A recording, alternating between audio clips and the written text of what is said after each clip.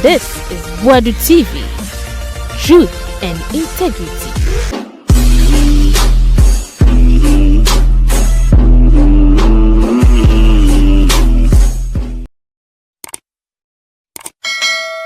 Abusia Asiedu TV so ne yema munyina akwa ba na ensem sisi pa wo hu se President Mahama aye the nomination of ministers wono mo beje adwuma na yese aseme se kiriwo aseme si nya sanketwa yese Asiedu Nketia general chairman NDC odun krofo kwa Mahama se menfa ho do we akoso da bi me lottery da bi me fa ne to ho na me de me amini pa ba enti Asiedu Nketia bofu Mahama omo ku gidigide nya sanketwa se me mabre moje ni tokro bi emewura aye campaign dia ma wo na matwe wo de wabesi abemia so se mampanyin na fi wo ya appointment me we ba na about we na semi Franco Neka I lost TV okwotena so na ja odwedwedwe mu yi secret to ye se Bole nso ntokwa bi esi wo NDC for na matwa mo ko ye se nomination bi na dende awun se bebre abusia yakohwe Mahama any Asiedu Nketia fight no asha senda me tie Ghana critically I say omo nye John Mahama ni wo omo nyini ni say you can bring development over there and what you cause so we tie Ghana critically I say they have faith and confidence within their MP than the president now no na me no call ayi barekese yeah but o trem so we kwan we asenswa o kona kopiem o chede say Akufo me call a reporter speech yes normal bebre no man wo ho and say bianca o refer John Mahama so kwani krom ya see nothing wrong with it but kwame who take Ghana critically as o mu di o mu MP ni kwadi chen president teniye pa who tie ni pa as a president no ne ko ho and I said bringing development or say president is for all Ghana for nyina MP ni o mu nko mo dia akwame but can't you lobby through the member of parliament to get a lot of development over there catch and say you sorry no pay na me say almost start to create a comparison said the Akufo do ye chibi no Mahama so enye Bole sa nka no penka would have applauded them but do you know one thing because say Kofia esekwabena so kwame but you see sometimes politicians they don't learn politicians mistake can in ye no obo be double portion of what them nya ne ye where enoma bi say ya ne koti Akufo do mamu no because you see Ghana no national cake ni so obi anya bi why should you make sure so you give about a greater portion of the national cake from your enclave that's why make out here people have issues with you people says as how they on kwa buy ukrom kwa na wo dwene ho now if you look at John Dramani Mahama say John Mahama so could repeat the same mistake people says ade na wo refer na Akufo de ye no eno abi na wo so wo ye wo tie na asem he as wo tie pa ya as a John Mahama kwana as wo say kwan bi e wo kwa 3 hours so nam so 3 hours as wo community dey say John Mahama be kwan no I'm telling you pa as wo ni gidie say John Dramani Mahama be kwan no from where I sit if you give me this kind of analogy it give me a certain kind of assumption say they voted for the wrong person in terms of presidency J. Akufo no say they na yes where we in no that day you start to lose votes I'm J. Akufo say that about to about the amount they na yes where we in no that day you begin to lose votes because anya hwe hu be ye now kwame if you listen to already the Alan Kwadwo chairman to say he's going to give us 40 ministers Dr. Mahmoud Bawumia say you give us 50 ministers Sasuna John Dramani Mahama say you give us 60 ministers I want to ask one question and this is support so many abre omubuafu na voter say MP woni sanoma no tama no mo ye campaign no mo TV do ni TV so no mo chechim no mo ntade na se ana no mo nim say they have to make sure they have to sacrifice some people no mo ntade na se ana because kwam yes here for the source morning show ye mako 10 you want a lean morning show team anya there are some people you are going to sacrifice them so I want to ask tama no mani abre ye campaign mo de bo Akufo do achi o kai Akufo in opposition or say John Mahama kraba mo na doso dodo also ba no record 110 and ye kan ya na chori ba 88% and John Mahama so the board be 60 I want to ask and the NDC for no mo ye campaign no mo TV ni radio so no mo kasa bebrebe and John Mahama link government John Mahama say John Mahama say no mo nim say John Mahama but some people they are going to sacrifice them ana I don't get it and come here the part of man here own I dare way it to go after them and it's going to head them where they be me can some say o person who nipa ya mansikani to me come on to be started a free bar now time almost start ya na omo jejeje amanfo dan e kan say omo rewura corporate institutions ya pamo obi ni sa no ma no e dan me catch say Adiano, it will move from say they are dealing with the institutions very soon. They will go after their own people. They will go after them. And it has started. And starting they will be going after their own people because someone's a common opposition. There is a different matter. If I empower, meaning say so no matter why I saw on Satimika and Tobo to say say NDC Mabuna Soreko MP Biso or Masoreko Minister Biso or Masoreko Cabinet Minister Biso Mopade Nipanam Famomo said they are going after them. Sanet here a static crack across one for Jataba Ediabafino. Jataba no yene crack. Whenever bounce Jatana Baba Benin, Jatana Benina so Panama Vinas when Yanamonia, boom no bello. And come up here starting the free bar. You see a bot damn the free fear. Damn no more about demonstration or more but damn the free president if fear. 96.3 President if fear, no more but damn the free. Gradually come a bassa. Who's the NDC come more bench in the dozen? Why not? Offhead, who offered with Mabo Bear 30. Oh, why not? Abraham Pabit Mabo 40. Me met Mabo 50 offhead. Offhead. Sanko for the donor see a breadwinners. Sanko for the donor see and conform your influential amount for Diomachi. Sanko for show commitment, dedication in terms of campaign for the NDC. Sanko for your position. No offer. Why? No offer. Asiedu. Me come from where I sit. Lawson FM. The information I must make today. Me, I don't think Asiedu Nketia is happy. From what I'm hearing, he's not happy. Because maybe on where Kwame Yan can compare yen. There be a mechanics of politics is about selfish interest first. And Kajomama may be president. And near assemblyman is some many and can just or sample 10-2 Ediaba. And Kufarun can't just say they want to break the 8. But Kwame, if you look at Asiedu Nketia took the party from opposition. He gave them his worst as a leader. That material moment, so no bar, or making sure say they are going to win and win convincingly. Whether by magic, whether coincidence or what. Papa and some will catch the NDC for when they are doing their primaries, it has come to pass. So when it comes to appointment, they have say in it. From what I'm hearing. Okay. I'm anyway, Broja view. Oh, Broja Jamfi, me tell you, I'm going to call one for Uncle. Me tell you. Wakudoku. Say Kwakudoku. Hey, what would you? Kwakudoku. Former MC Eddie Magosho. But I have a board being 5 dinner. Me can't be there. I mean, it will be a well, Kwame. Kwame, I mean, Casamuncho. There be a certain young kind of objective. Let's be sincere. Makato said it's going to be a clear fashion and camp in the NDC. So man, so we are the winter one. Well, I mean, Kwame, permits me information. And for my checks, Asiedu Nketia is not happy. And Asiedu Nketia has much on Dramani Mahama. Kwame, Asiedu Nketia has also registered his displeasure to John Dramani Mahama.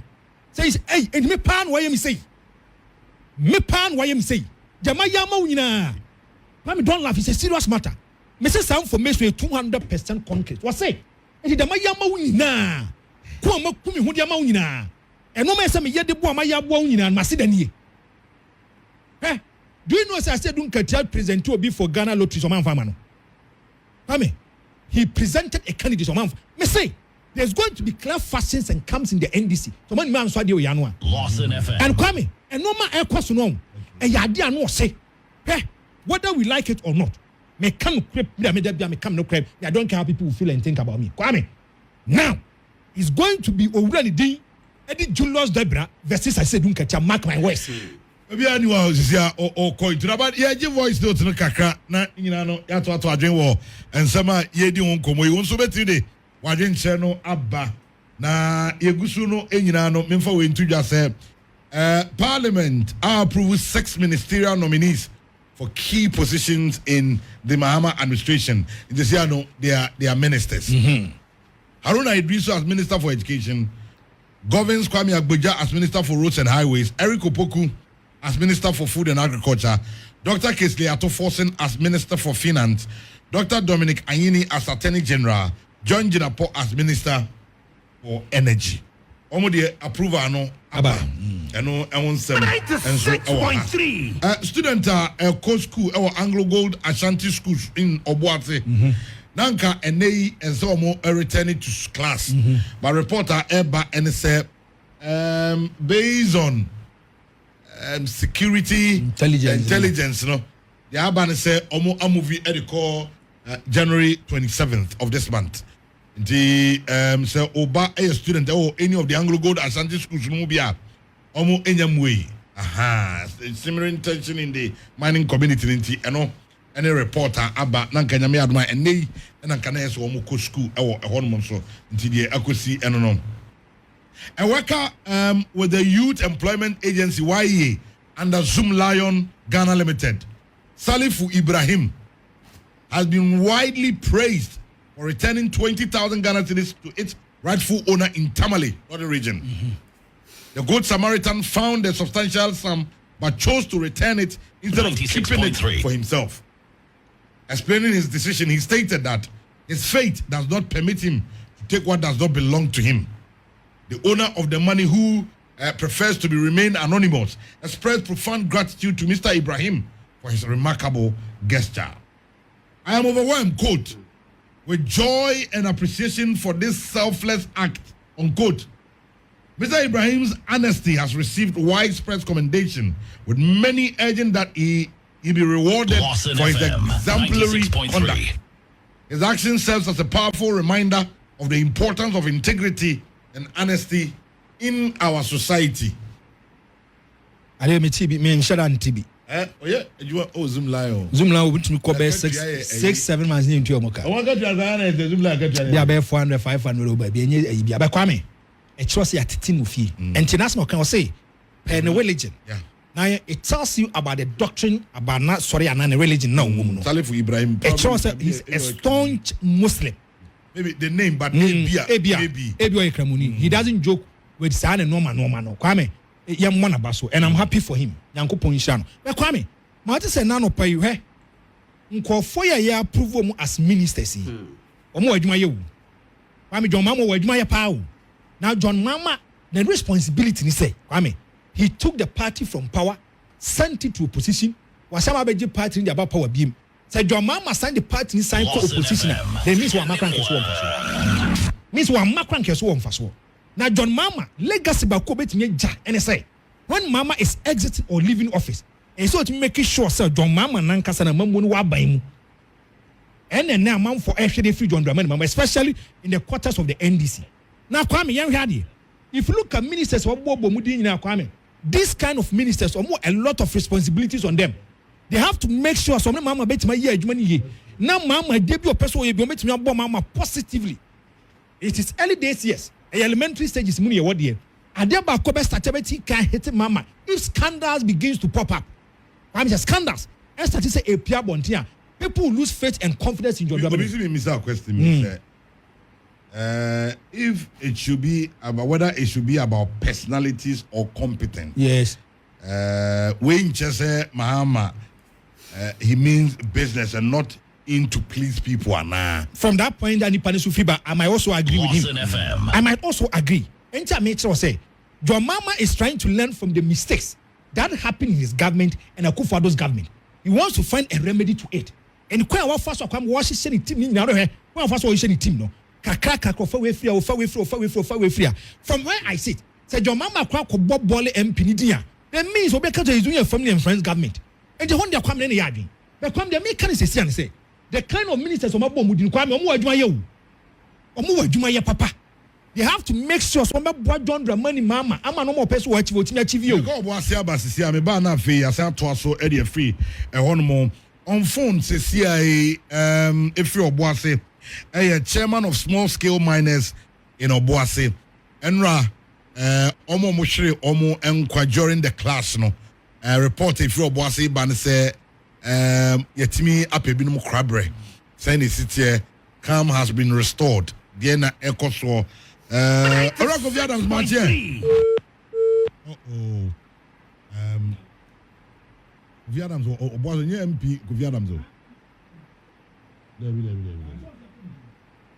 For sports. No. Something we may call. Now, what's the answer?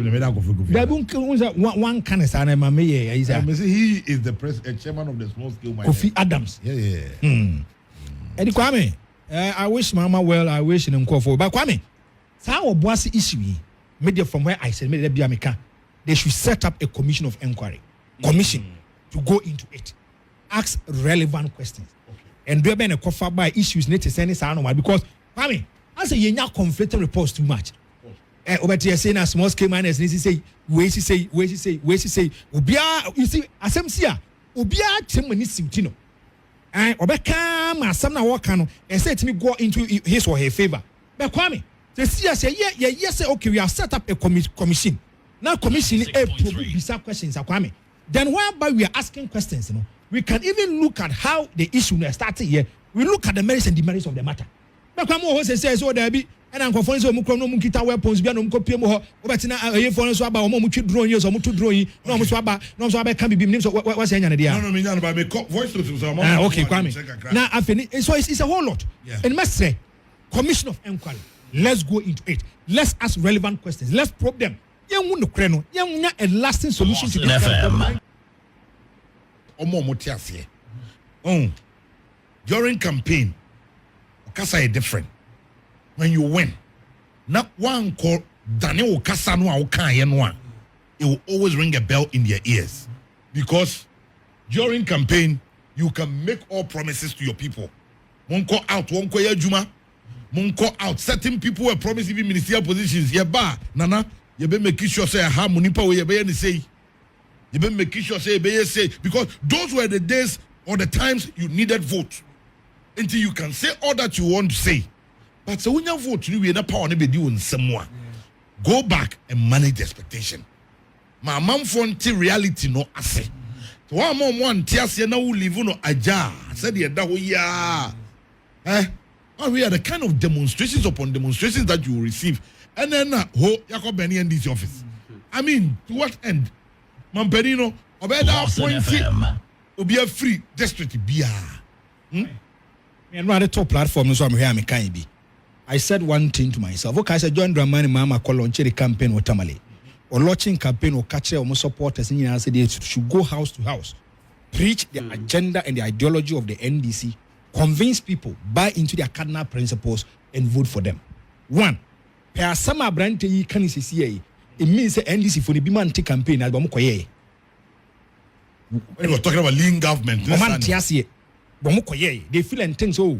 Kwame Asuma Franco so onko 12 yen bia Franco pe bia de won tomre Kwame sana me metiasie now if you listen to the NDC at that time Kwame adia ba kwa ye Ghana for ye Ghana 4 time omode to abadi tia the NPP was about family and friends government oba shane so edru baby na na dan kwa ku for timi ma position atimi mo ono akasa na se ba position oyafi ono ane ba onye position very problematic. Thank you. When the NDC was in power in 2012 2016, the only person who was a close relative to John Dramani Mahama was Jos Muktari Bawa. Kwame born in deep crackers when he's a deputy minister said go and see heaven will break loose Kroma. They say John Mahama family and friends they no mano. Na na do dan kwa Akufo-Addo ba ban Kwame. Akufo-Addo che position the mo no na busu ya 40 ba omia fie. The first person about me abu said command position about me say you really come abu Ramadan so position and people became annoyed. There was bitterness in people. Now what here asama abrante yi kaya Kwame. From where I sit and per my understanding, some for I see them to be greedy, I see them to be selfish, I see them to be self-centered. Abrante no mudi nkomo yi. That youth now Kwame money brain ra so mo kwa John Mahama papa fio say so mo kwa demonstration mo se ties ne sa no ma no. One, I see them to be greedy. Omi ye greedy papa. Omi ye self-centered. Kwame, Ghana, your mom a president of Republic of Ghana. Over 6 million Ghanaians. Atuaba eda man and over friend John Dramani Mahama. And I said Sani ya Canada. And obias ba catch some to Atuaba John Mahama. And I said John Mahama timba me MP and I said of course. And it's a fear for Krama man asumdia. Sani ya Canada. Sani ya Canada. Because a lot of Ghanaians had faith and confidence within John Dramani Mahama. And they voted for John Mahama. Me, if you look at list na dia ba pa Kwame. Omon ke so munya your friend is saying positions akese pa no. So even come from the Ashanti region. Go and do the checks. If you look at the election you call here, but there John Dramani Mahama nominal vote pa Ashanti region. John Mahama Kwame in Ashanti region 678,595. Voter region for Komani abreye the air cause confusion is anomano. Ashanti region between by 95,263. If you go to voter region, Kwame, move on some 583,332. That's not make a chono. Now, if you come to Ashanti, 678,000. Once Ashanti region first, I saw Mokasa. Also, what I saw Muyedi. I've not seen a Santi region. Will be unnecessary pressure. And American. Me say, and what can say the reality will hit you. Reality be now start a hit NDC for her.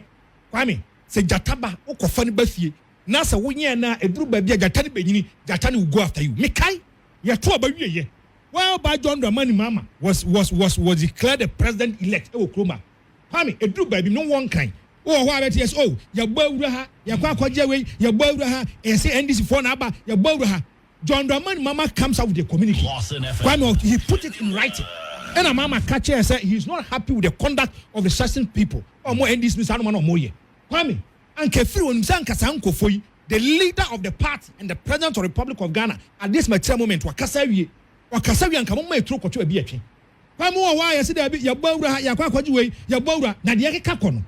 And likely these people can even storm parliament. Kwame, Yaki Kakono, and likely these people can even storm parliament. No, let's talk about that. The American said, if they haven't, because unim, me can't some way, yeah, do baby, then you probably want to me. I say, Ram, it's in some school. Yes, from where I sit, if I tell you a certain penny for binum crowd or a one more, yes, one some more kicker, but you see, unhealthy for now, unhealthy that you begin those things.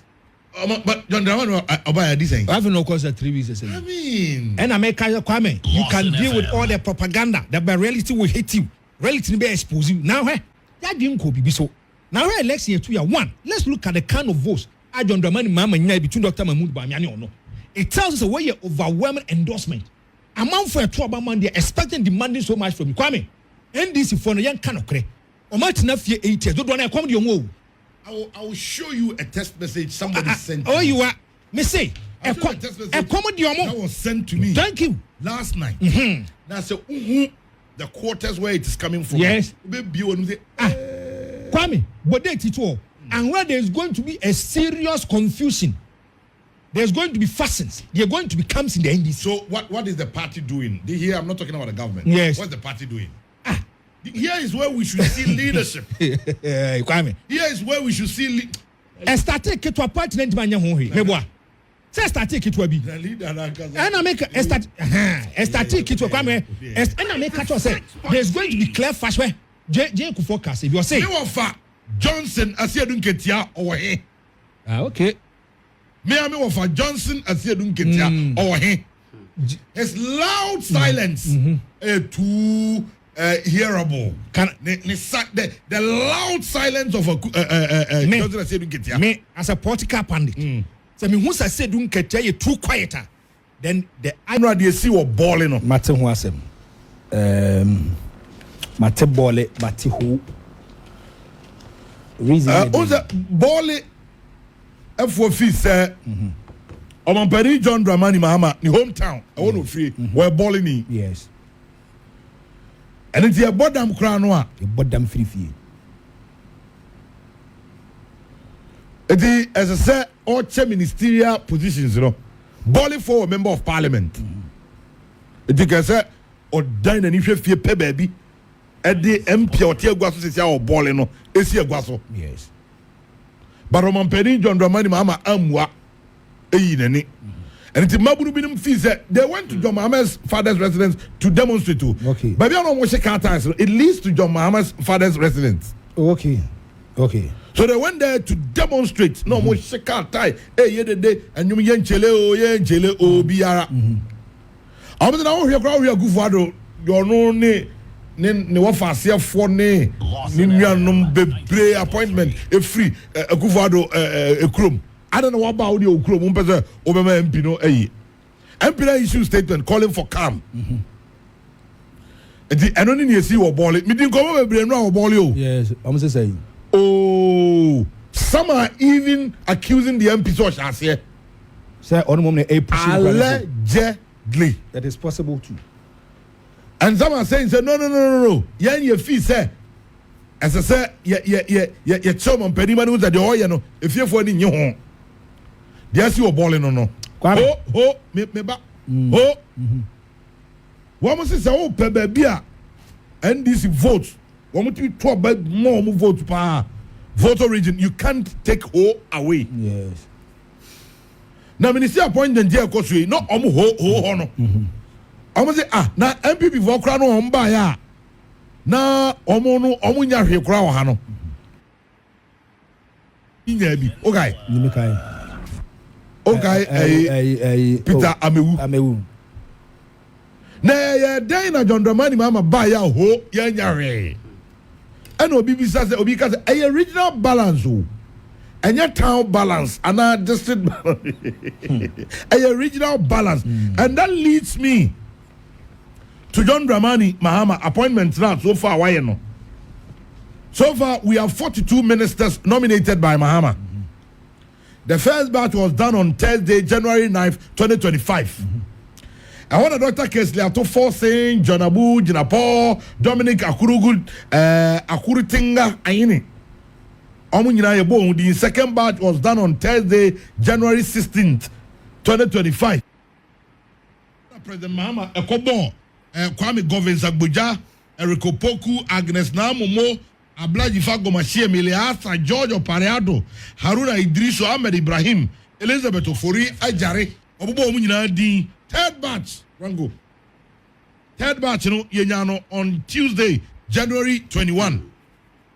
Dr. Edward Omanebo Ama, Samuel Nate George, Emmanuel Ama Kofi Boa, Kofi Aidi Adams, Abdul Rashid Peopio, Kwabena Minta Akando, Ibrahim Muntala Mohammed, Joseph Bukari, Nikwe, Muntaka Mohammed Mubarak, Samuel Okujeto Ablakwa Ajay Kenneth Gilbert, Emmanuel Kojo Ajekum, Felix Kwacho Fosu, Isifu Seidu, Obubo Munyanso Edi on Tuesday, January 21st.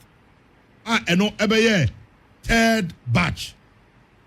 Now, on Tuesday, January 14th, Obebubo regional ministers, John Dramani Mahama, Eddie Dino Baye.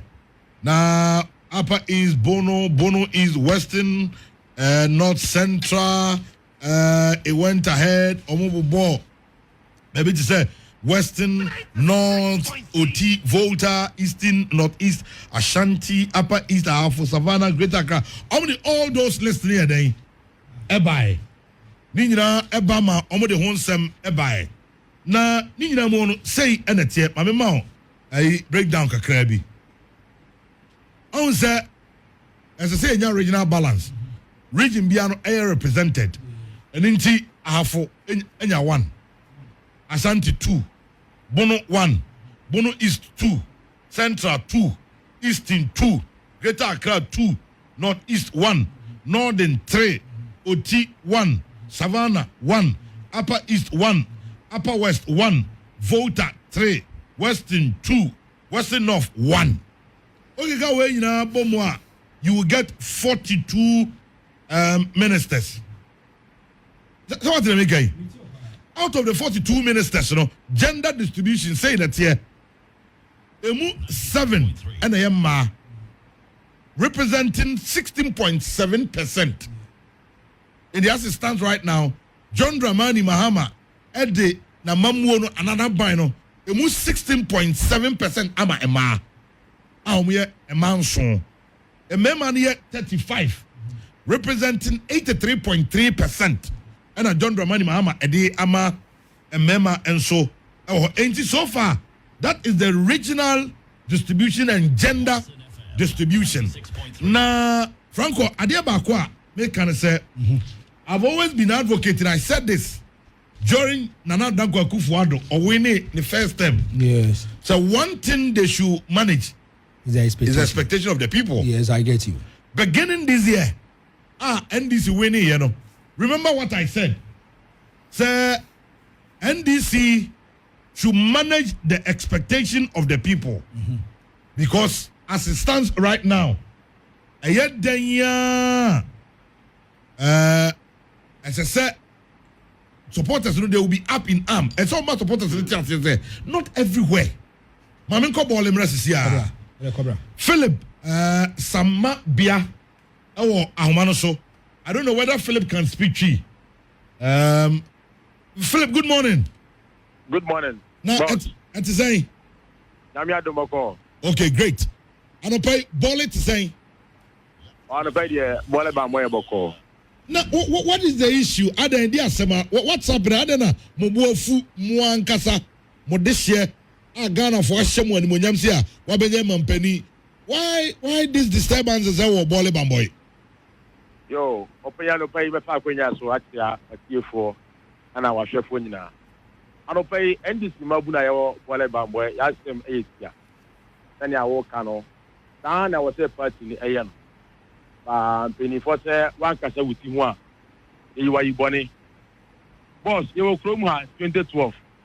I to Aba Edema, Yamam Pena, and that's out to Abaman. They enjoy any more crimes, say, Anya, no. Yes, so Bole Bamboy, and Kayasabeka Bibi. Now, at least, say, Yantiman call man penny hokra. Party ma, Yantiman call man penny hot direct, no. And your minister, Bia, it's here by how Edia Quentin. A child for the past 4 years, Yanyashi. So, Anyashi. Na ye Shebianka 2016 no na be ye amai 2016 na e dey free abam na me ncha de e sakoto aba azakoyi ye ba mpanyina e wusi we anya hwe no o ya ye dia na anka last 4 years yi de e be hwe na anka ya dan nema se na nema e koye a e binimu fa wabufu se aba no ko a muntu biem na o ma to aba ma NDC a Bole Bamboy ya nya so mfaso bia no nanka ye hwese anka ye last time ye man peni abaide party peni fo be hwe nanka o master channel mananka ma ye nyema yi o peni men dada o e magunu bufu a ebu afu nyina no anya se bia se na bini mo kan so anka mo no anya hwe ye man peni ni that one alone is enough no and do I say no ye MP issue statement I can say the MP the Mahama na ya nya no and was at least Yanije. Yeah, what kind of say Mama alone is enough for us. And we want him, the MP, to know that Mama alone is not enough for us. Because Penny said, I cannot, that's a Ubia, Betty, Yasam, now 10 years. So, like, Ocean ranking members are our parliament. Our man Penny, Akufa Dutama. Your NDC MPs are my ranking members. Those people have been appointed to become MPs on their various committees. The MP I can was honorable RGC no. He was a ranking member on trade. Yes, and we say Anya you know, and Casa position here and penny for engine free and some. And penny for and him edges up post free and some. Now I should at least know yeah, share last minute here airbase and listen no. Ebia na and penny for or Butantia or Moyanisa. And listen no Sabaya, opinion ye MP now what boy for 8 good years. Men dada boss. For 8 good years. Uba Bole Bamboy ya Francois. Ub the car if you Bole Echo Bamboya, it will take you 3 hours. I didn't hear Omoya Kwana, the NDC in Bole Bamboy will not appreciate. Yen Su ask them, Oba community like Bamboya, boss, in Su ask them iodine. We get our water from the black water. Oko Bole Township, there are areas in Su Asameje, Ayadin. Oka, almost a Enyama by now also MPP Naba, into Nyamo Kano, Yen, Yekra, Abano, and Batono. I didn't see a few years, dear Abba. Yes, at least, no, and people Yasem, the 4 years now, I try to 12 from 20, no, and I'm on Yasam, for my dear. Fair enough. 24 years, to Abaso. Yes, at least. Yes, we are there now, Abano. That's a more child in Anya, no, ever find the war, ye, and so I can be, and I see a son cashy. Now I said, no, I'm paying 40 years, you know, or money and din ye. Bole Bamboy NDC youth. I'm paying 40 years, no, or money and din ye. And a yadia, and it's to a Jaffa. As I'm recording your car, a yes, is of a chantro. Paying 40 and din ye, crack. The man penny dear. Now that I so Anya should not want to so for Anya should move me. That the president alone will not be enough for it because me and me a branch executive member. Oman penny enemy, boss. Oman penny only me. But me MP no, he knows me, he have my number, I can call him say MP. I'm coming to Accra. MP, me how will he MP Buame Efasa Queenzo. Philip. Boss. Because more Bole no is selfish. Why don't you think of the broader picture? Also, the president anymore. It can be say biawo onimo. No, but no matter what, he is from Mokrom, and he can now person MP enya dibre because on the grassroots, you know, onimo very well. Even regional basis, there are regions that had only one minister, the entire region. So, the president is from there. President Abusia Foni there. They are all from that area. And enough. Say the amount for rather than say you are casting a slur on the presidency of John Mahama. I say, dimbone aba betana mamu ebe no na efie. By the time maybe a man would say more rewrite the wrongs, no. What departing on your mama mamuna will you? Open Yawakan Ewumsa. Yawakan Ewumsa. NMA 20 no. I actually must say, or my penny be a mile, 1 year shama. And I make the boss. So at least no once in Yawukan a sanity. Bank I for cabinet meeting now. Also to know you have a casama. On moi, on my penina form as cabinet ministers, yeah. I Caseo, a regional balance, almost with Savannah, no. Do not say enough for the past 4 years, no. Because do not say another night here, Hada. Do not say they name there how one mona Abba campaign or rural areas, and we say, or how be month for a woman. And the almost cabinet, Ebia, Infra school and come home. Ebia Infra life and come home. Never no buy area ha. Ebia na ya ha no enkoye school kwa. Na ya ha no ankoye ebia like afan kwa. There are other pressing issues higher. Basa flip. Obia district and municipality be ntimi nya a minister because now show Shadia SEO home municipal. It is like Bole Bambo, you're showing the way. To say district bia onunso fi say only minister if John Mahama krom for kram pono demonstration. How much more obia ono de onim president ni ba bia owomi kai ebia western region baby, western of central region. There's nothing, absolutely nothing. They should all be up and begin to do demonstrations. Can John Mahama govern? Who needs someone peace of mind from a few? Yeah, boss, you can peace of mind in the man. You need near Simbia. But I can make the Mikeno. And can many other or guys from cameras. You guys will come from Bamboy to Bole. Namun share your fine. So we can champion that. Boss, I'm not like Nekano. Like it's an insult to edge. Man for you know more from her. Philip, Kabe, the punk and pay. Me support mo. Anka anope ye sorry ye say. Bole Bamboy for youth no as sorry say. Said the na kufu ado be ye di krum. Chebino John Mahama and none in the knee and her Bole and your Bole sa. Anka this morning I would have Kame a prodomo. No more bombing someone mama say yes. Say chebi for se fatasa president of free war. Omwa ye honum kama omwa kwani niyama nyina. Equally, John Mahama the second stint, you know, on making sure so obey Bole Bamboy rather than going to John Mahama's father's house, burning ties, causing disturbances near there.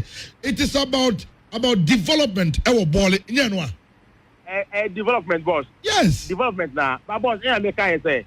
Mr. Mankasa, to where you are, you born. 4 years, no, Sana, man, penny for Edia, bro. Mean to me, Casabia, or man, penny, and he alone, every time I order, dear. So, Monkom, Monkom, for Namunyeti, my. But yeah, how I can say, boss, over the Savannah region, there's 7, for instance, it takes this man effort. I will not lie to you. As I make car, as I be an MP now, like I say, why are Dibiana and I budget so? Man, this man have suffered for 8 good years. Honorable Yusuf, this man have suffered for the past 8 good years. Brought this election, boss. Your MP ate me die, but Bole Bamboy at all. going around in other states constituencies, campaigning for them just all because of the party never power. Of the ne bra pejini eba power. Now man way I do when you na party for campaign say a regional balance in Bibinia yenjai fine yenjai. Nemo nya ekwono boss ya unless say bia wo bia wunti Bole bambwe and bia bakana sa man way this man have suffered for 8 good years. Bibia no kwa single-handedly. Unze mo Bole no se see me catchro NDC phobia asafa wa Ashanti region ha omunya here. I can mention like 15 to 20 of them without the document biaso. And John Mahama promised a lean government. Here is the case of Kufuor Koron number 80 something, even at the point it was over 100 and something, but over 80 something. John Mahama promise was 60. So he's going to work with smaller ministers. Any idea? And what other namun compromise? Namun tiase, namun channel mo energy no. And from penifo so na yemma John Mahama who say a fear any fear. 96.3. Nyawa kano sana ebe no. Irim say oba mampani de enye ye nkwanye dia.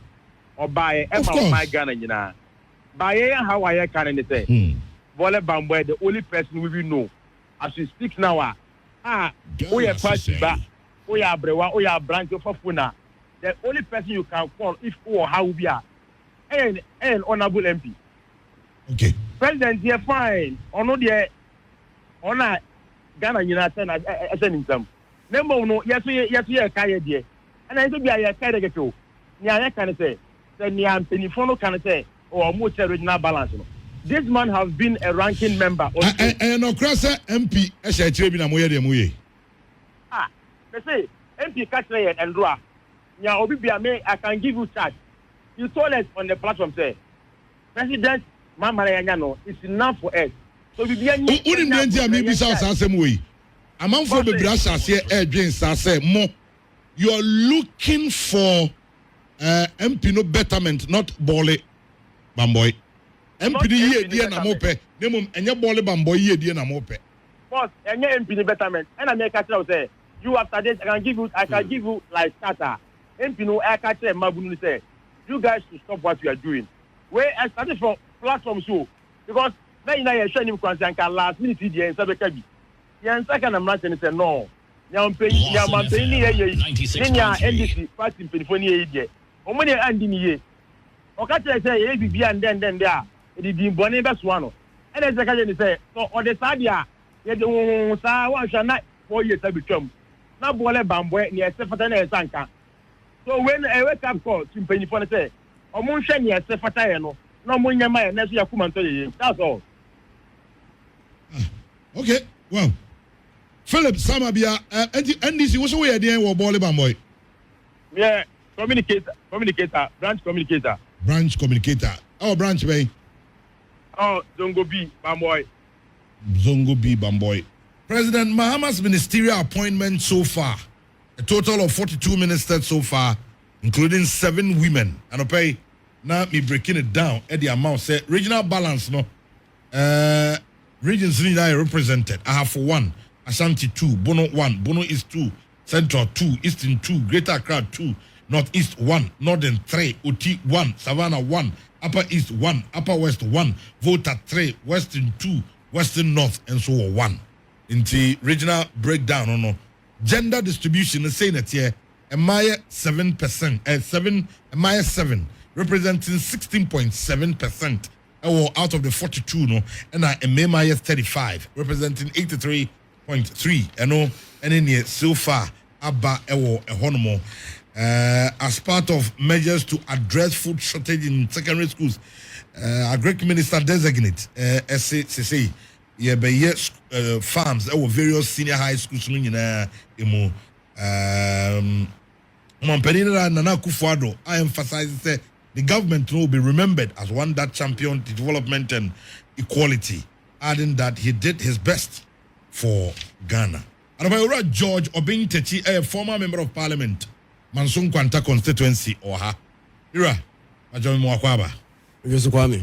Na apom ye de. You better me who you pa. Ye de Nyankopon ase. Wapom eye. Honorable Ambrose Amoa Ashianso ewo ha. Former DC Upper Dencha West.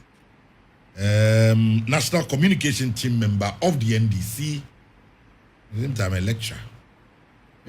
Akulis na kan fan kan wana. Akokosi wani yam jaka ni yam na ho ye. Oh nyansambo akonyame adaro. Afidi insha no kre. Ye insha afisha pa. Mpacho so ho ye. Me ho ye. Obusuanfo nyina ate apo bibia boko. Bia ho ye. Fantastic ye nyame. I'm happy to be here once again. Ye de Nyankopon ase. Yes sir. 2025 for the Asamba. For the Asamba. E gidi so the MB transfer. Mpa boni yeshe so bedum ye. Of course. And the Asian common no ase. Mira Jojo Bintechi. And some na me di egu honum nimbe bia obe pese obe sha ase de afre. Oh. You can one after that. No problem. Right. One with us, I mean, share a tier for so.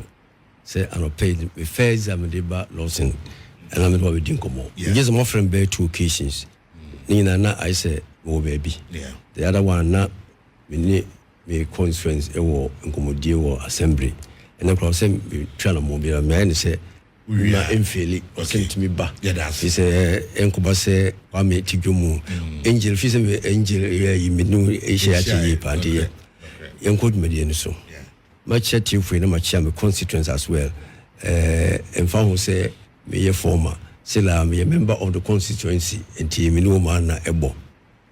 President Mahama, Nipana wa you woman. To me, no, a bon humodin. A son say, I cope or bomb humodin say, what fat experienced hands. The movie player I heard more Bermuda. Send on the president Dana, when you when you say, we the president, say on so Kai say, some for your mujidi, so bit me boom man internet, the Akuna mana, never to sons in yet, in call for me yet Matadano, almost so mujidi, so no so Kodare, among your same, among Matra ministers in the other institutions, Muda, among Mundi administration.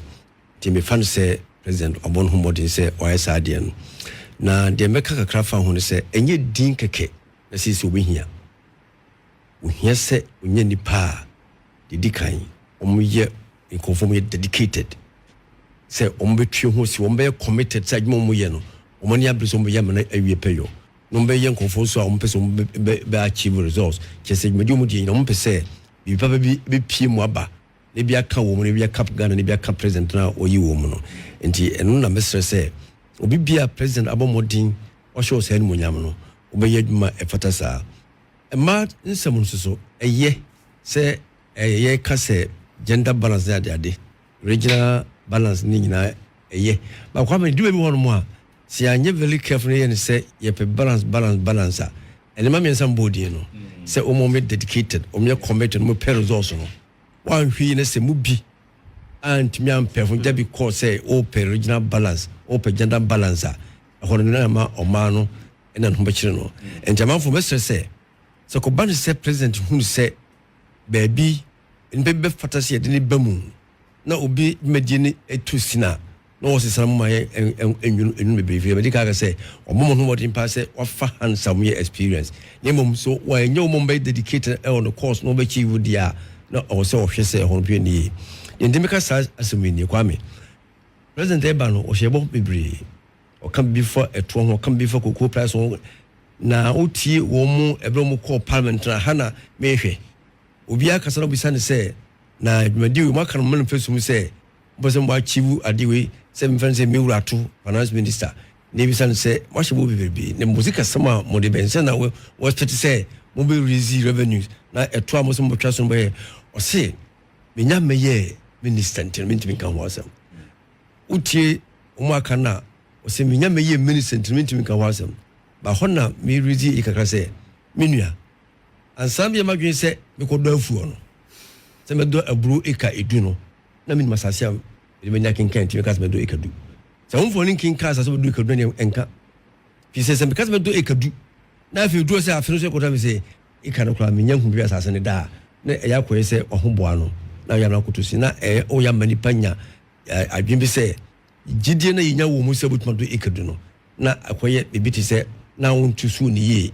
nti ko ba se bibia no mo kan say menya medi ya honna mo yikakra mo ye experienced people mo baba mu da na mo nim sania tika sam to tie nti ko ba se omo be no ye dedication commitment ni results nti mesre pa say the mo kan no parliament vetting no o man ko ye se sa ne be ye abra ya omo ebehye adwumase no Ghana fo behwe wo mu ti me ba kan say usmin se die ni mu no ne be da bibia de me hu no say a trouble to me ye free ho be obanya sika free wo de be ye adwuma no ye be boa ma to be free mu no bit ma ye adwuma fi say ankɔ ne saa na expenditure be so wo nya no de ye adwuma no ekosoro na ka wo no bo de adwuma no be kosoro na wo anya to a ebe boa na wo ya kotra Ghana ne Africa de bia be bia te de bia say de episika ye nya bi ya ko ye besia na nwi pawua na ko ye so for konfufu bi su apiska ko bo so apiska uko sesre up a grant where nya wa hwe na ukotwa sika ukopenti mani kum sisia na inflation sam no ekoji nsamu nta me saka se obon ho de yin panfo ya omo e experience na emum omo hwe se bo sha wa shi ni nyina no omo dwuma din be boa ama sadi awie epeyo nti mesre maka amanfo modern se omo so be hwe se ban se ye yobi free region yobi no yoba yobi no bemba na ko ban se dwumadi ebubu ye bo su se ababa so wodie no ne performance ne ne dwumadi no etu sine se sakire be mu a o ma yenkunu aba bebrebe se ebia oyine free obi ofri ekromo oyine free mu itwato imba oyi mu no eye o so open per 60 nyo obi no benya konya akwa aba ne mu ahana ya na de wonwontu ba mamu mu ma nya bi edi ejame yene ye asiwo ho ene ono ankasa ni krom Bole bamboyi perfectly and is a president and me and shazama mra nya adwuma sabre ya hadwum papa yi omodin ya na de ba ko a ya misakani the orientation of the Ghanaian on governance no kwame very bad your orientation say ya dwene ya wo fa amamu ho no kwame ya ne hadwen na yeso so ama abedimu me chase obi ka oba say ya hu zamu nyina komodemo ya ba na aba ay by God this is dangerous statement a komodemo ya ba na bentino onto and I'm saying to mo nya adwuma to 1000 aba komodentino on fan 7 kun mieni wa bla onya hwe o yesa un creative value emma aba no nya mfa so mfiri so na abo mo nya to kase ama yetimi a control economy ni yi so bia so betafa ko say face kama no wa bla onya adwuma utweska pigum so bia maji ngodi a onya hwe because one creative value and the honey dear ya dwene kire say aba na me sika dididi aba no me sika mfenko ngodi ya nya adwane dear momma ye momodin say ya be ya dwene say eye nipa e wo mani mo no ene ye adwuma eje to de ma aban nya aban ne pisika de ma wo se nipa nya adwuma nje to ma aban ni ho efiri chomu na yakobo ka kire Adam no oso ye adwuma wi a yibitu baabi e fa hwe o manam de ma wo no ka kire Adam se mi da sasana mo go and take care o man bibia o oso ko ye bere fa bo o man ho ban efiri ho sa be see za for so say o ka kire wo se mo ye adwuma wi a mo nyi sika no mu ntuso dudu emfa ma ohina wodi muso no fa nye adwuma mo wan ka se aban ne ko ye adwuma di abreye ti mo mi nhwe salmo owo amamu ho se aban na ba no uto ba ma no eye na emo wo a uto ba no wudu utumi ama ne se oye edie ho ba mbo ene nkoso nti na ye to abayi aban ko bia de no ho sa adusuani bia amafo ye pa ko bia de ho de ho man na sisie nti ho ba mbo nti ye die ne nkoso nti no me nko metimi sim school me nko metimi sim hospital nti ne ka hu bo mu se ma ba ko ya ye mmra de man pa ba ko se onfani ye so na ye ne be yitu ama no wo de aye dwumadia ma yen na aba na bua konta ma yen se scared man no we ni we no de yo ye na aboma mamu no akoso because for the first half no the way this year Mate me da se so dia si wono mo e de honorable members ma mintie we mami fa konya we na menchia atiefo nyina menchia NDC mu mpanyfo ni omo e wasie nyina nso na ye mo mpa ye nsire se osroni asasefo obeye ye nyina ya dom na enipa His Excellency John Dramani Mahama ni NDC amanyuko no ye kuchire gu ye manifesto mu Ghana for the aye adom no ye bedi ni nyina so ama e de opepani ye yo e de abre Ghana mai honorable Bajo Emma, good morning. Bra Kwame His Excellency John Dramani Mahama ne NDC amanyuko. Say ye betina abaya konwa so be say na watwumi no ene ebia ena na enrampo. Na ohwe ye manifesto no a ye no a ni fa baabi ye why no ka kire Ghana for say ye wo bosumi miensa eda ye nim no anamo ye pesi etu no 120 days ewo ye nim ne ye wa anamo ye pesi etu nana anamo no de akotini wo mba ko ni say ye betu anamo ne yi omo a ye bedi oman so etitu cabinet ni mponi de em say ye na watwumi nu ntem say ye be cabinet no omampanyi John Dramani Mahama watumi edi so ama nyame adum sisi a wayi 42 ministers ya emu dodo ne be ne cabinet ono be fa adwen nti wo hwa Bruni Beka say he's obviously on track and there are no two ways about that. Brakwame abaya na montuo bi a o men aban na wonhu but o wa aban mu na wo suahunu kakro amanyose mu abon say ni pa ye na me ogide mapase NDC fo bebre ni achitafo bebre no ade ba ko a ha adwen sesi aye ebi aye de ani kokanche de ko so wona na kufa ne ba me amamu mu na kufa do buy no the first minister of no me be 125 into we hwe ya na ya koye se obia no ye member of parliament no bebre na no mo ye either ministers or deputy ministers because your constitution is more than half of your ministers must come from parliament. Enti ahwe ya we NDC ni na eya koyo se maye adwuma party ne de anye bia na o se minya kwan se menso maye minister. Na yes Ghana for ne ka che Ghana for se ye ba ye beyi osoafo na asoafo a omododo no emro makomakon aduosia. Na je se yentimi nya de na kufu ado ne ba me aye ya omofa ministers bebre ni bi esanse e de oka ani atete ebre Ghana man. And he said, assistant ministers, any deputy ministers, including regional ministers. Yeah, it's just a new Biano Benya Quenya. Ewo Mampenny John Dramani Mahama, na Bemu and Prem and CCI. And I was here, San Sotia, say, John Dramani Mahama near this Yamanyuku. Ministers, Yamamono, Umo, a very reshuffle. And he said, Nana Kufa, neighbor, Miadia, Yama minister, Juma, na Aquaco da Hose, who was security of tenure. His Excellency John Dramani Mahama wa more homodia obesison. Enti obia benya na kwanya ewo His Excellency John Dramani Mahama ni NDC amanyuku mu ama nimde ani opepa nyankopon de adom mo no mo so atimi adanadi e de aboa Ghana man. Brankwame your constitution no eka regional balance. And there's a reason for that. Brian independence 1957 no. Osaje for Dr. Kwame Nkrumah de botai bi si na ni so sa botai no aboa senia ye bu Ghana man no abesi sa amri. The enedi kan na osaje for Dr. Kwame Nkrumah friend the question of the development choice. Na anamo be ni emfa so a yemfansie Ghana man na Ghana enko anim. And we questioned and asked of the developmental state and the extent to which the developmental state can function and service people. Nti aben bi e be Ghana bia no wo pepa say obetu anamo be boa ni manfo na di empuntu aba. The challenge has been how to go about it. I mean, it been because a socialist, because of a capitalist. But to a very large extent, we have all agreed on the common goals of this country.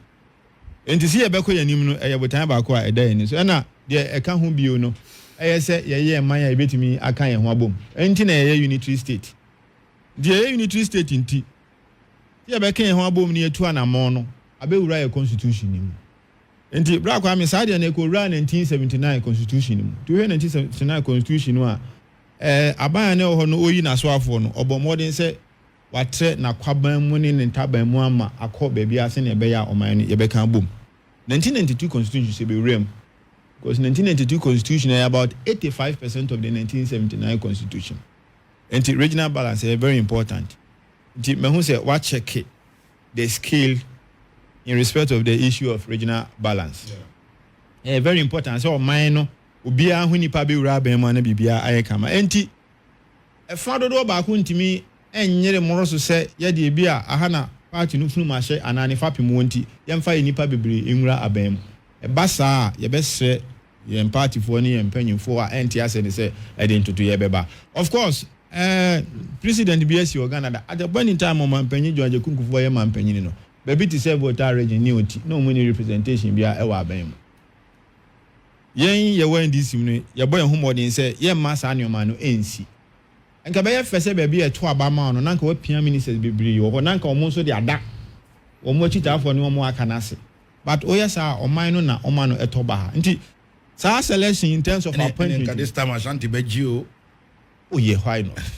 Why not? Community P. Why not? What you say? Why not?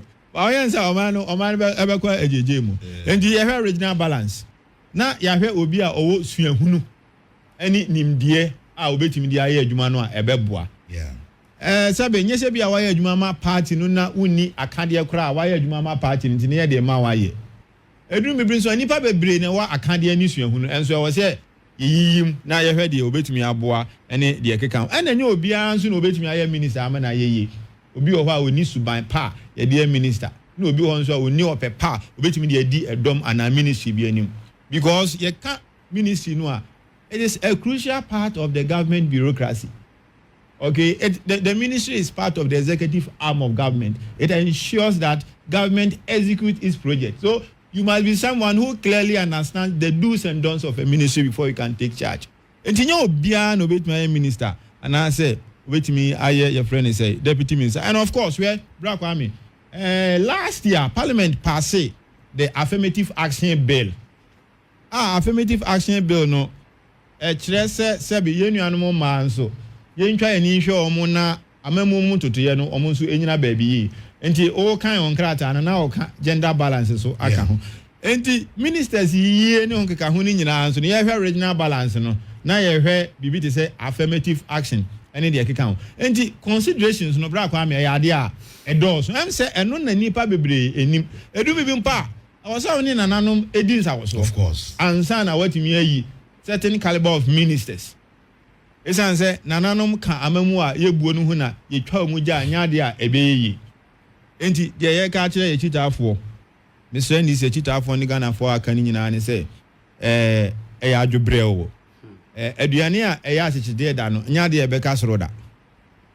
But the key point is also this. Ye twa sebia to ho bra kwa ni nyina ka ho na e high no. Da hu no na akufado. No fiche bi anamboa. Yeah. No Foriata no ye ninua no ye finance minister ono so fiche bi ana meboa mi ankasa madam for lawyer Atachia no so free chebi no ono so e wa aban mu meboa yes na asante we dey tu no so free chebi no so wakufado aban mu meboa ora duke Foriata no so free chebi no so wakufado aban mu enti na chebi fo bebre wakufado aban mu so na ofree chebi. That kind of situation was an outlier. And yet normal. It should not have been normal. And this all NDC now be Bole boy. Now I said there, na go for your mama baby awati. Man penjo ndamani mama onye kufado. But just what I say. Yeah. Na kadie na be say man penyin ni free ukrum. Now say akoye dey say ya ma minister bi oho mpuntu duma. Rakwa me say be unua wo sire mu a 7 k Anton na ntwe yare fo ma. Anamboa. So man penyin ni free wa ngasa ukrum mu a. Na mpuntu dwuma bia na bibi papa bi ko so a yebetumi atwa waja nya de yebetumi atwa waja nti dam se unua wo sire mu aye nton na ntwe yarefo ma na obia nso ni ho asabe obetina asutire ho na ode ntesu ahohoro nanim yenya den ya so mampanyin furu kro mampuntu obeba but of course na medical aka no ye hwede na akufu ade ye ni nua na bushonfo free ni kro mu nyina ko wura banu ka se nso ye bia enya de ebebo aye saa ni o ma bi ntina Ghana for to abama NDC for to abama NDC ni His Excellency John Dramani Mahama say ye be ye de ye I didn't put you ebe bagana. Enti yenu anu me ho central. I was say yeti no me biase. Me angasa madam for honorable Okujeto Ablakwa. And then a minister of foreign affairs. It's a very huge portfolio. Well, a gentleman like that. Idea kama. Me honorable Kwame Agboja and then a minister for your friends roads and highways. So what I say enti what more could we have done? I think say I was say senior amamu etie no ase say metie me national communications team member say be me wa kan de kakra me so metimi de di post wa bam say me nti me dini enso me bumfu say me nti me dini esan say nipa bebre ne to abama NDC amanyuko anya me nkwa na me brand for na anya me nkwa na me nudifo bebre wa NDC nti wan ti udin ana wan ti odofo bidia o say oti asese ni nyina no edi kan ni ye yo no koma Ghana man na se party die mpo ase na be ya party ni betimi aye adwuma na mfie na echi ekogina simpie so Ghana fo nye emwa Ghana fo timi ahwe ni ma ye emwa se ampa ye bu amamu papa enti na ye emwa still aka be say 18 appointment in terms of maybe deputy ministers and others anameboa I mean gradually be on to dia na odi ebe but I can be pretty sure say anhwe a enye regions ni nyina na benya deputy ministers me hwe se ne ade na ikono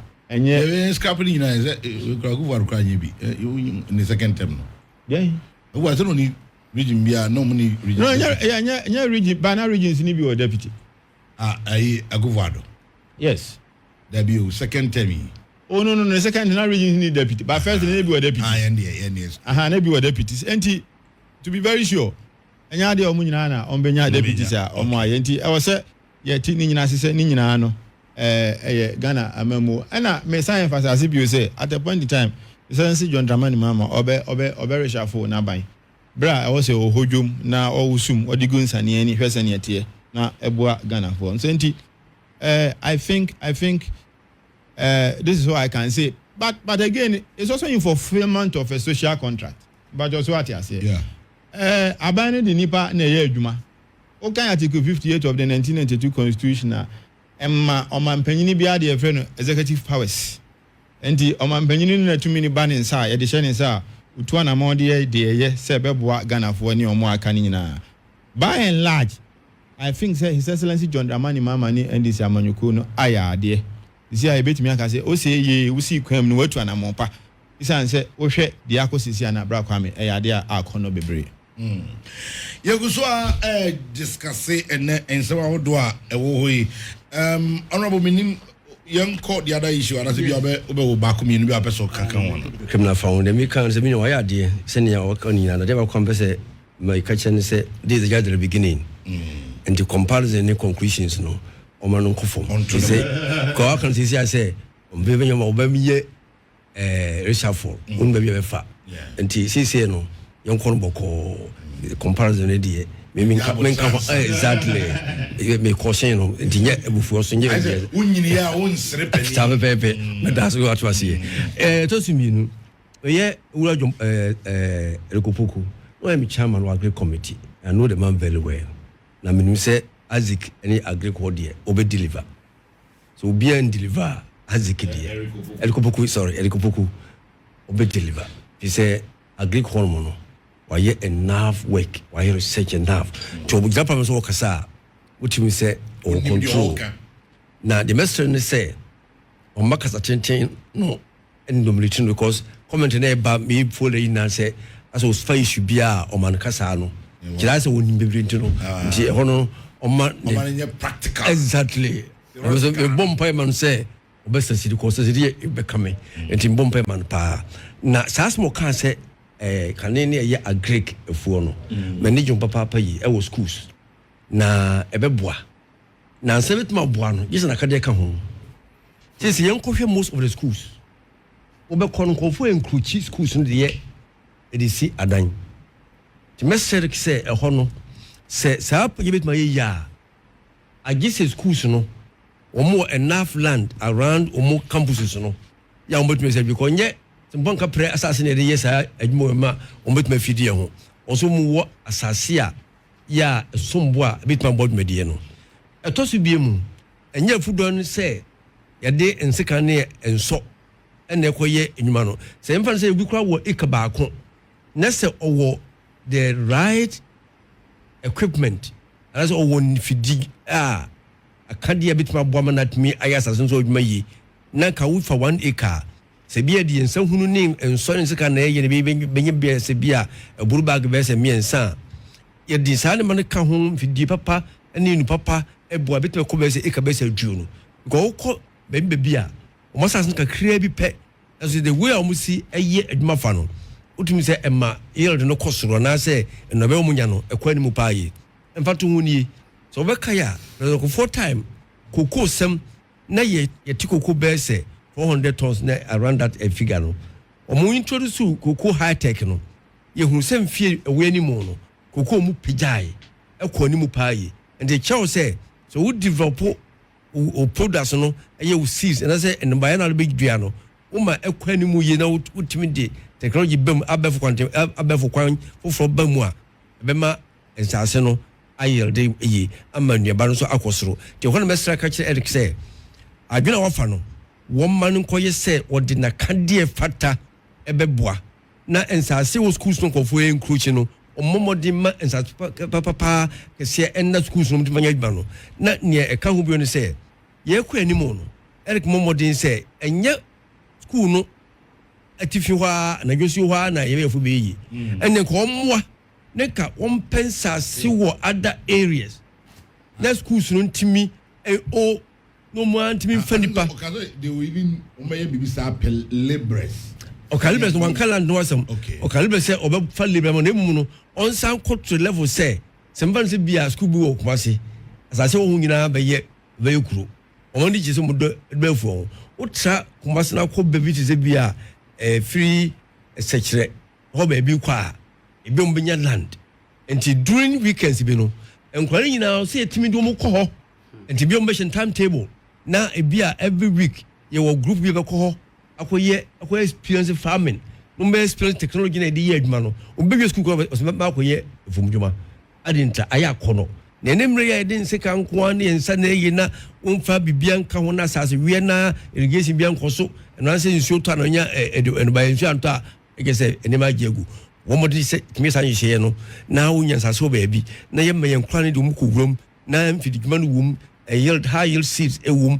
na obi ko dwedwa ba na se otimu se kan ne ka metwa bag baako na metwa bag du a be ya kono se obetume a control o expenditure ama yintimine ne ya adwen sa se ofasa akwa no se ni se Ghana etra ha ne de be to nuane ne de be kra nuane esa na emoa ti me bona baso se wo yese o sa me ba na wabo ama sa na koso me family yin kan because me say ye bre no kura nim ne ke say if you are na ni maka kra be ka chino kwa me na ku for that small kan yin emi de pa yi se o ka se obomodi amboa o man puntu bia menyi ni ho chinyi se eba se mputuduma o ye no wa ye di pa visa o hwe o man ho odin na o hwe se kasam tutuye na odin pepre ya peace card ye se medina ya de ye so ani na am also be can quickly say one of the persons immediately after elections we call on him say also jitum say e ono no fom so na ma yedi ncho anyen mpuntu ho because me nchichirim at that time I'm never chire if you say the governance particularly internal democracies a hana bampa style of leadership no it has not anyen economy and you onko exactly onko mo me kan sa da no so be why bi amanfo sika agi to amana so be mbapa kwabele bin onko school da as in menskasa fancy da ya otmesi and I say bla bla we bla na mum no se be ya obetimi asida fata se be ya one question and say obeye dwumedie no amanfo na beto a kire se akonta buo no so na nso ani e be nde waye na media mi gina se sila no omra bontin se pardon gugu no the governance style and so si ko en internal democracy na de o ma ko ba se yi wo mu na de onim obi no onyintum na emoa fi se nkomodie no etra Africa development zoo is a hona odefa ni ya bi perfect but nkomo se koso no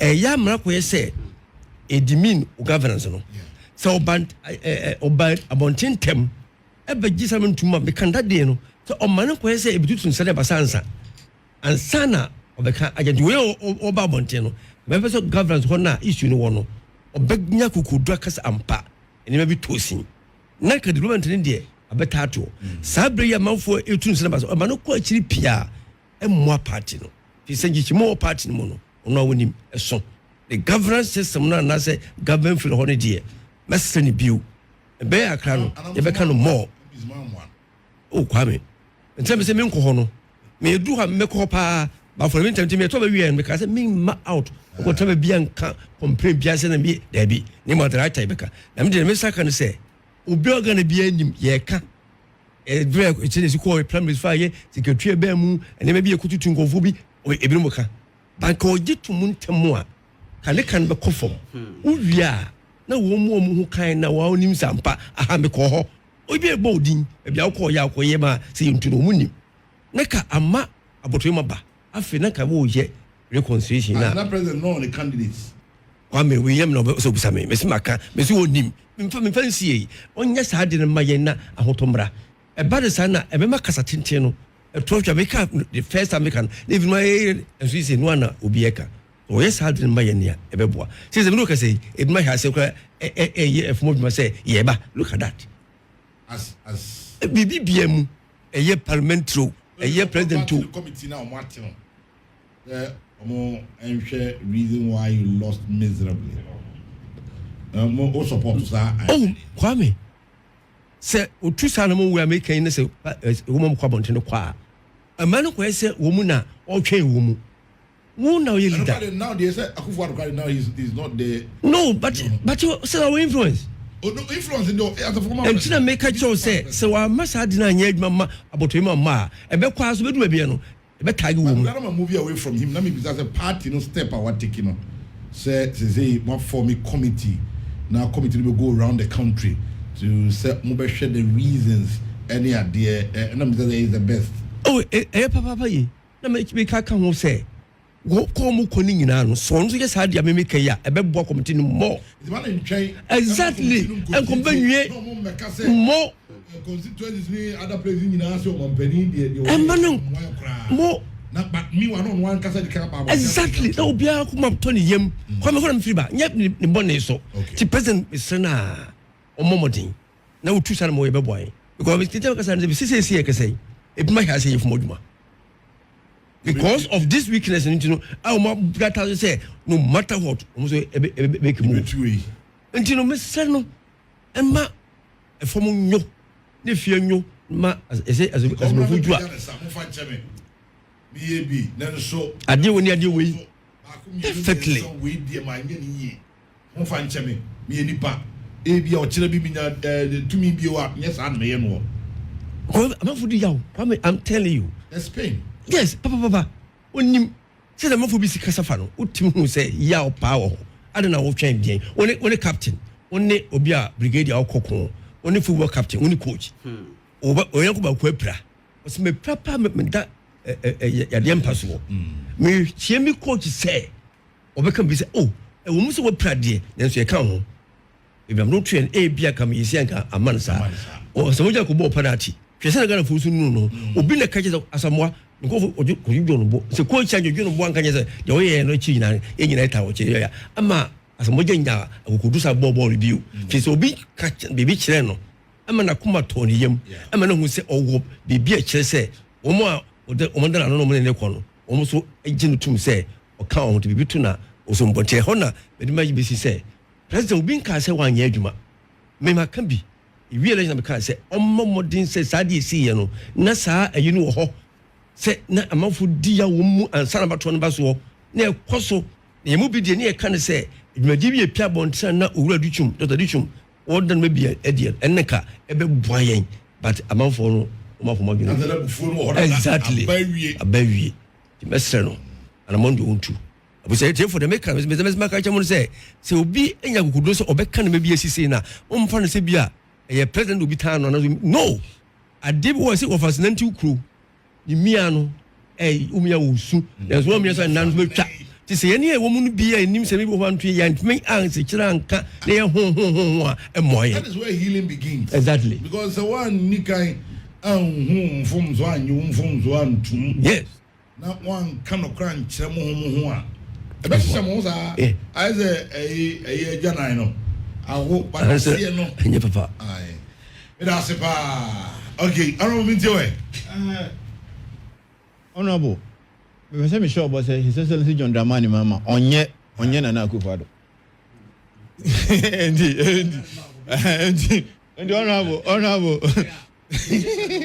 You honorable. Oh man conquer. You know me just say you be there. I have some ma fa. Umfa me ko yese. Me yes Salomon. I say too early. I say too early. Some canon. Yes. And ya dey beji. But I think it's true. No, it's not true. Your mama dey own fan ko fu be bring free crew on tesa. Yeah. And can aboso. Honorable. Oh yeah, that I can assure you. That I can assure you.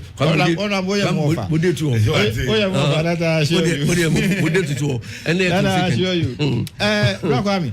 Hwe aduane on.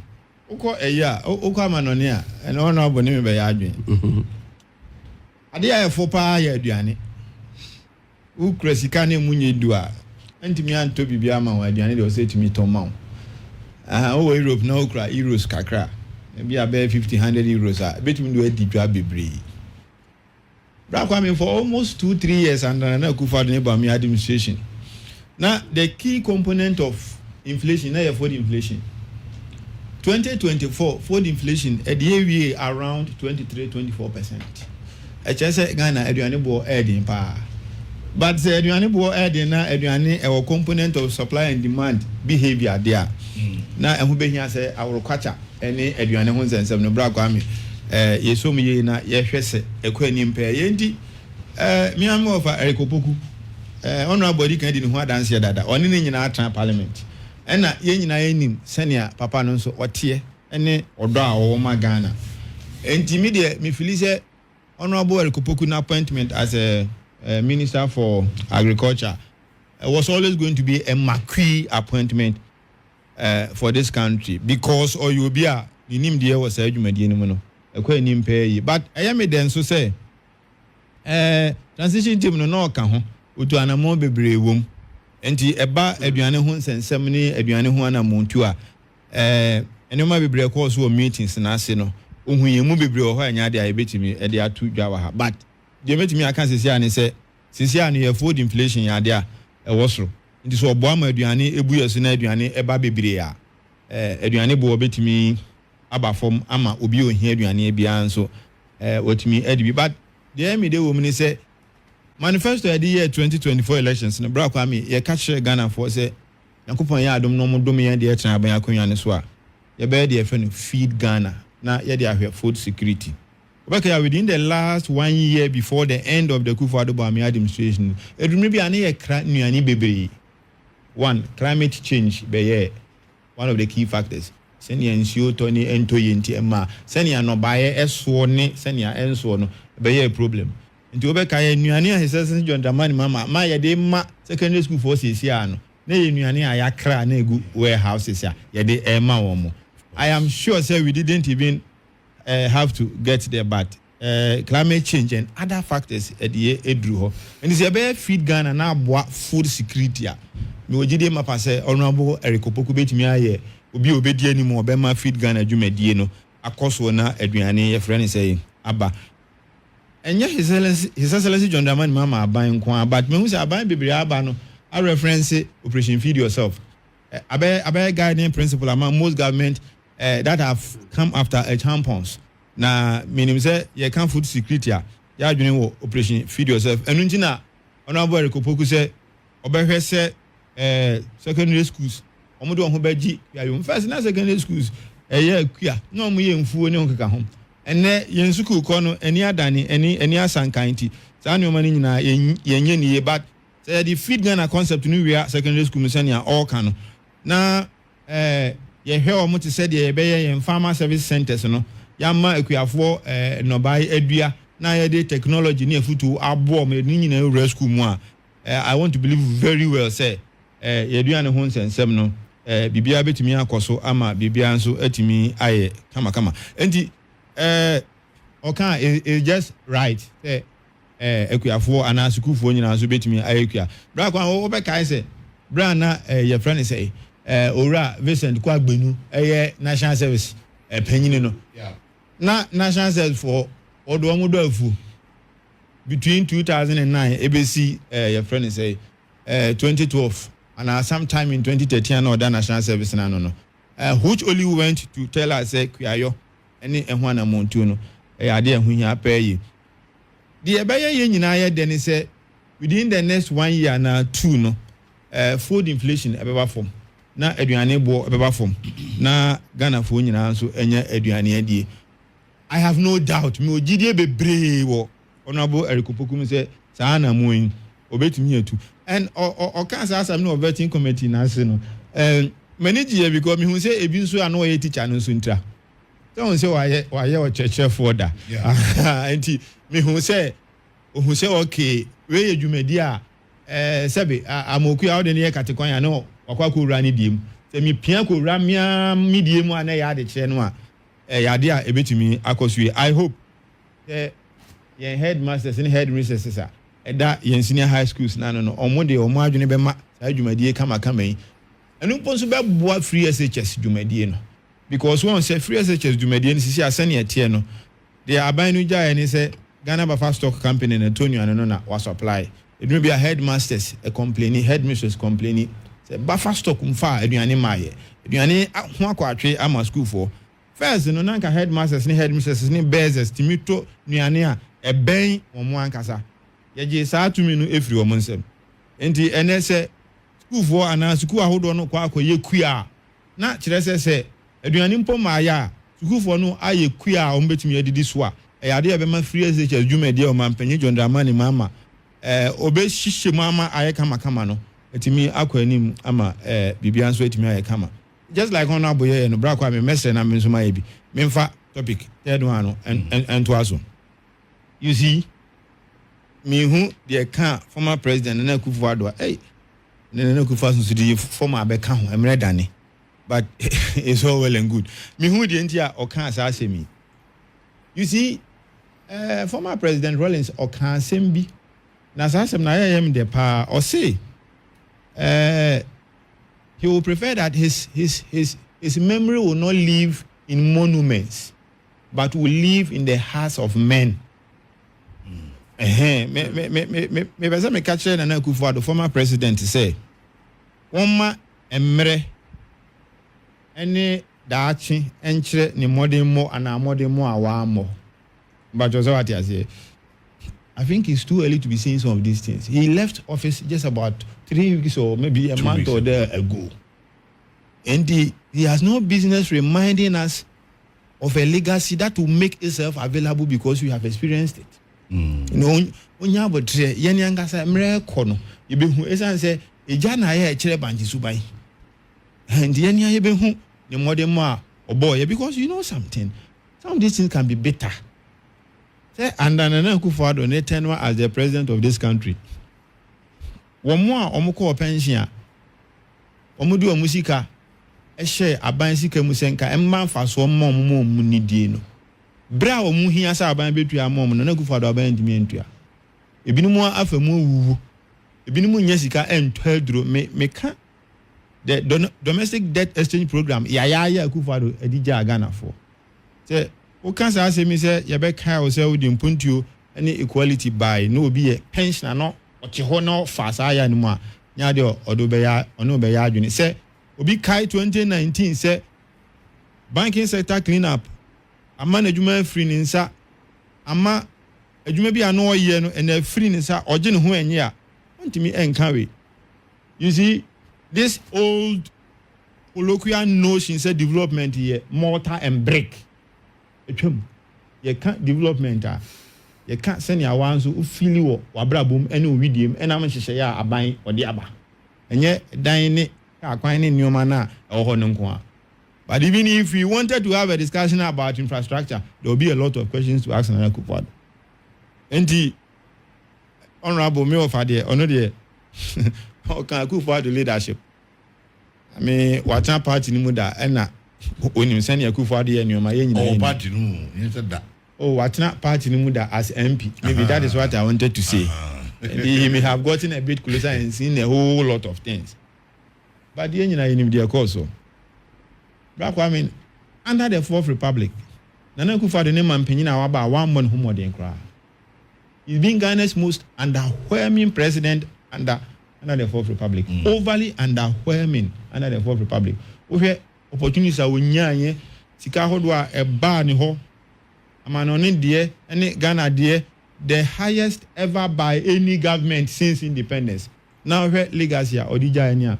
Enro na me hwe TV na me say, hey, enepa Ghana your president ya utukwan ya yemfa na konwa ento ka baako ene bebia a his excellency John Dramani Mahama be ko bia be ma na konwa no sene tie bia no na watena so se yinim se saa na otie dalada enti ohwe Nana Akufo-Addo amamu odi gyayen economy a enya odi gyayen a e ade a atiti enti na me se ontwen na eja enchire banchi zuban emre be chire say ibehu so yade ana wanya de but as it is and in respect to the figures available I am not too sure that Nana Akufo-Addo can be bold to say that he's left any positive legacy. He may have done his bit, yes, but it was definitely not enough. And he may have to spare us some of these vituperations. We may not need them at this moment.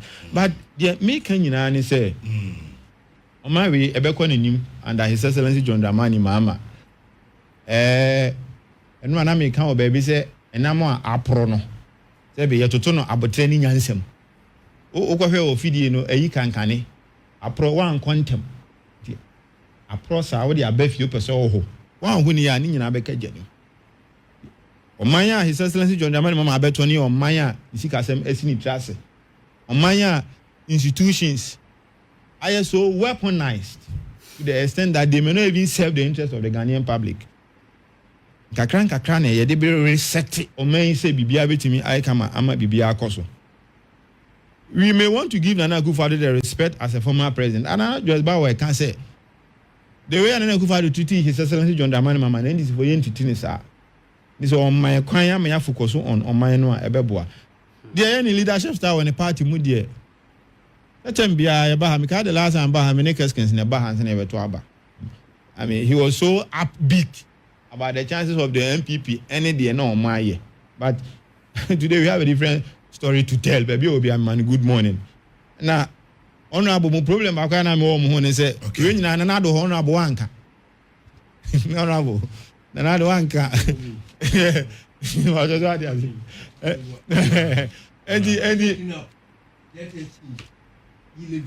That's okay. Honorable, don't worry. Name say, Black Army. Honorable, you know who should be your friend. Say, Honorable Eugene. You know, on the right from day one. I didn't go in a knock. On the crown and rouse you. Sana, your friend is a secondary school placement protocols. Grana MPP in Penny for 5,000. Meaning I can't co-opposition. I mean, we will leave some of these stories to them, but I'm sure Ghanaians have always been better judges of the misgovernance by the Akufo-Addo regime and how far we have come. Yempa Bunyina say, His Excellency John Dramani Mahama, send the engine in Wabe Bida. Ha obuo wo manipa abotra wo ma amamuo mate ni nyina abede dia ma bibia nso atimi ai kama na e dia ma bra kwa da me da se when you first say and you be a brunti ni fefere sen Ghana is Ghana, Africa is Africa. When it comes to financing our projects, any expenditure we are found wanted, and I'm saying isika sem endo to and shed that Imapa. And the Obia Bambi a bar, no vessel or painting or quaint or anyadi or convince Casimity. The Mazamaka won't say, your free business expendability concept, a bemun or being piscanto mobi, and take a budget. Oba, on our budget, what we can do a finish more. Budget term, and Fabi Mabel, on us, one year, 10 millions, I said, I buy a year, BBS a profit making, and do we accompany now why your profit, not be actual reserve.